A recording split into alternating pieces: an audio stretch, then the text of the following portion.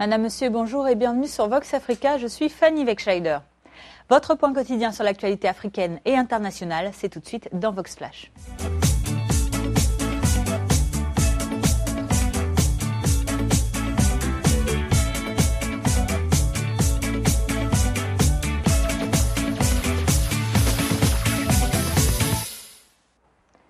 Notre flash information de ce mardi 15 décembre nous mène tout d'abord au Mali, où le tristement célèbre hôtel Radisson Blu de Bamako vient de réouvrir ses portes.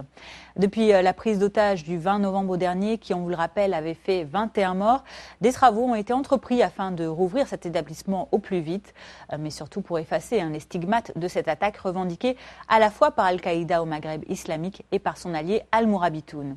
Alors bien que le chantier soit encore important, les traces des balles et de sang ont disparu, comme pour apaiser les esprits. Parmi les travaux qui sont en cours, il y a aussi la mise en place d'un nouveau système de sécurité.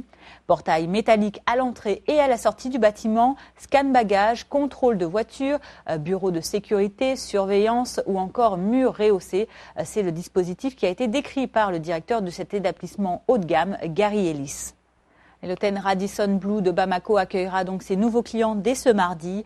Pour certains employés, cependant, il faudra attendre encore un peu de temps pour pouvoir effacer le traumatisme et reprendre le travail.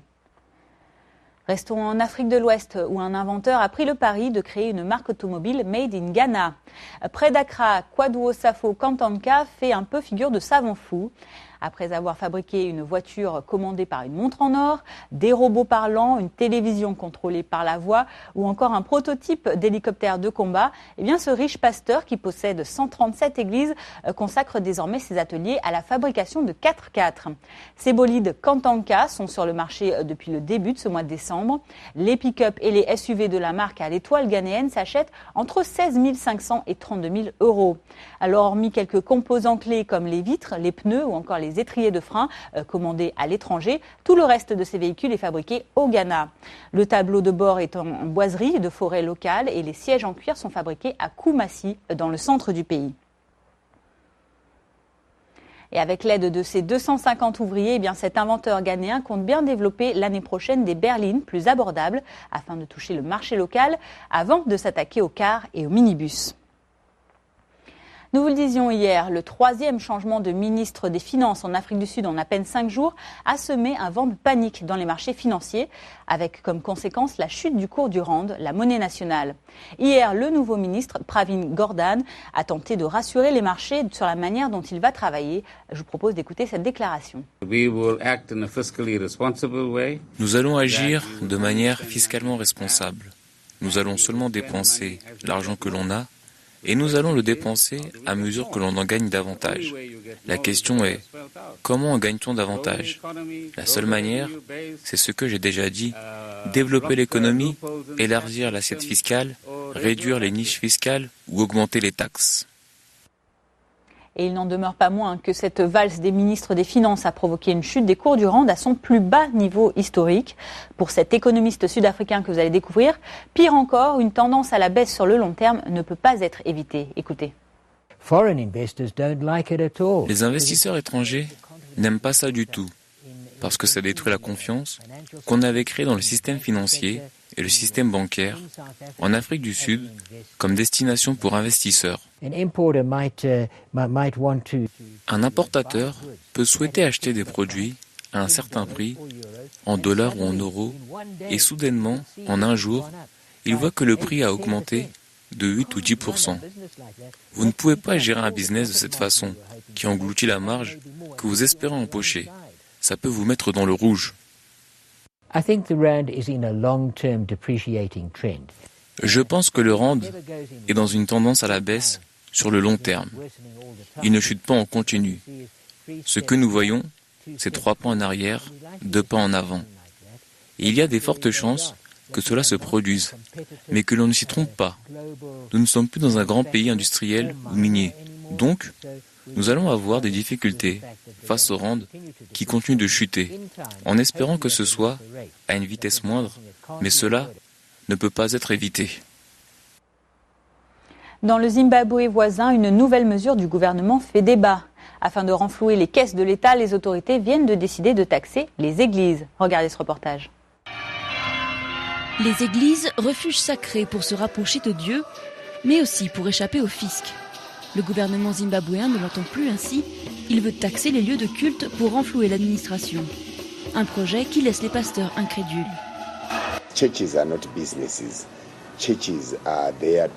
Les églises ne sont pas des entreprises. Les églises sont là pour prier et adorer Dieu. Les taxes qu'ont annoncées les autorités dans les médias semblent être une tentative de lever des fonds pour d'autres dépenses du gouvernement.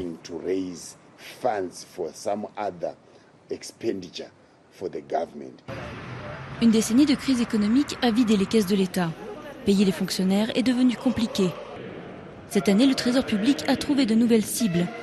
Les 300 000 fermiers, bénéficiaires de la réforme agraire controversée du président Robert Mugabe, vont désormais devoir payer un loyer, ainsi que des impôts annuels. Le projet de taxe sur les églises reflète la situation extrême des finances zimbabwéennes. Si on regarde la part des impôts dans le PIB, on remarque qu'ils ont sensiblement baissé. Ça montre la faiblesse de l'économie, même si les prévisions de croissance pour cette année ont diminué. Elle ne devrait pas dépasser les 2%, donc je pense que cette taxe, c'est un signe de désespoir. En Afrique comme sur d'autres continents, les méga-églises pentecôtistes attirent des dizaines de milliers de croyants, en prêchant les vertus de la richesse, tandis que leurs pasteurs exhibent leur somptueux train de vie d'hommes d'affaires. Des églises modernes qui devraient être beaucoup plus touchées que les temples protestants traditionnels, car le fisc zimbabwéen ne taxera pas les dons des fidèles, mais seulement les projets générateurs de revenus, comme la vente de CD et autres produits dérivés. Lorsque nous voulons développer des projets, construire de nouvelles salles de prière, nous n'allons pas quémander auprès du gouvernement. Nous lançons notre propre campagne pour lever des fonds. Quand vous parlez de taxer cet argent que nous avons récolté pour la construction de nouveaux bâtiments qui vont bénéficier à tous, à mon avis, ce n'est pas constructif. Malgré les résistances, cet impôt devrait être mis en place l'année prochaine. D'ici là, les églises n'ont plus qu'à prier pour que le gouvernement change d'avis. À l'international, à présent, c'est une grande première. Au moins 14 femmes ont été élues lors des dernières élections municipales de samedi en Arabie Saoudite. Ce scrutin est le premier qui a été ouvert aux femmes dans ce royaume ultra-conservateur et dirigé par le roi Salman. Les restrictions imposées à la gente féminine restent nombreuses, dont l'interdiction de conduire, par exemple. Mais en 2011, l'Arabie Saoudite était encore le dernier pays au monde à refuser à ses citoyennes le droit de voter ou encore de se porter candidate à un scrutin. Désormais, les Saoudiennes prennent le pouvoir. C'est par exemple le cas de Lama Al-Sulaiman qui a été élue au conseil municipal de Jeddah, la deuxième ville du pays. Idem pour Salma Bentizab Al-Otaibi, la première femme dont la victoire a été annoncée et élue dans la petite ville de Madraka, dans la région de la Mecque. La région de la capitale Riyad, elle, a vu l'élection de 3 femmes. Et au total, sur les 6440 candidats des dernières municipales saoudiennes, ce sont plus de 900 femmes qui se sont présentées. Mais malgré tout, toutes ces femmes représentent moins de 1% des élus parmi les 2106 sièges que comptent les 284 conseils municipaux du pays. En Asie, les Philippines sont victimes du puissant typhon Mellor. Plus de 700 000 personnes ont dû fuir le centre de l'archipel pour pouvoir échapper à cette menace climatique. Après l'île agricole de Samar hier matin, où vivent 1,5 million d'habitants, Mellor a traversé dans la soirée l'île de Burias, dans le centre de l'archipel. Les autorités ont prévenu que les vents violents provoqués par le typhon pourraient endommager des maisons traditionnelles en chaume ou encore détruire une partie des récoltes. Mellor pourrait aussi créer des vagues de 4 mètres de hauteur et déraciner des arbres. Ces fortes pluies pourraient également entraîner des inondations ainsi que des glissements de terrain dans une zone de 300 km de diamètre dans cet archipel constitué de 1700 îles. Aucun bilan pour le moment sur d'éventuelles victimes ou dégâts. La ministre des Affaires sociales, Corazon Suliman, a tout de même annoncé que le gouvernement a préparé plus de 200 000 rations alimentaires et d'autres produits de première nécessité. Enfin, une quarantaine de vols intérieurs ont été annulés, ainsi que 625 traversées par bateau. Terminons notre flash information avec l'histoire de Zimasa Mabela. À 38 ans, cette Sud-Africaine est la première femme afro-descendante aux commandes d'un navire militaire. Jusqu'à ses 18 ans, Zimasa Mabela a grandi dans un village à 2 heures de route de l'océan Atlantique sans jamais voir la mer. Ce n'est qu'en 1994, à la chute du régime de l'apartheid, que la future capitaine de corvette pose enfin le pied sur une plage pour la première fois. Un moment qui a changé sa vie. Alors qu'elle étudie pour devenir enseignante, la jeune Zimasa lit un slogan de la marine sud-africaine indiquant « Rejoignez la marine et parcourez le monde ». Pour elle, aucun autre métier ne pouvait la préparer à cette opportunité de visiter le monde. 16 ans plus tard, la marine semble avoir tenu ses promesses puisque Zimasa Mabela s'est rendue en Inde, en Uruguay, au Canada et même sur l'île de Sainte-Hélène. Aujourd'hui, le navire qu'elle commande depuis août est attaché au port de Simonstown, près du Cap. Le capitaine Mabela se concentre sur des opérations d'entraînement aujourd'hui, de recherche et de sauvetage. Son équipage est constitué de 54 personnes, majoritairement des hommes. Aucun bilan pour le moment sur d'éventuelles victimes ou dégâts. La ministre des Affaires sociales, Corazon Soliman, a tout de même annoncé que le gouvernement a préparé plus de 200 000 rations alimentaires et autres produits de première nécessité. Enfin, une quarantaine de vols intérieurs ont été annulés, ainsi que 625 traversées par bateau.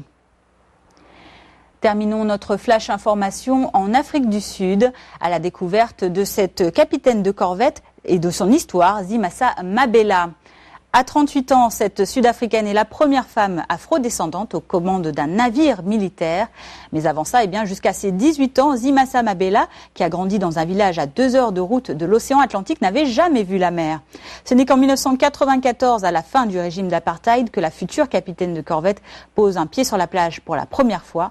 Un moment qui a changé sa vie, comme elle le dit, mais encore plus quand elle est enseignante, elle entend ce slogan de la marine sud-africaine « Rejoignez la marine et parcourez le monde ».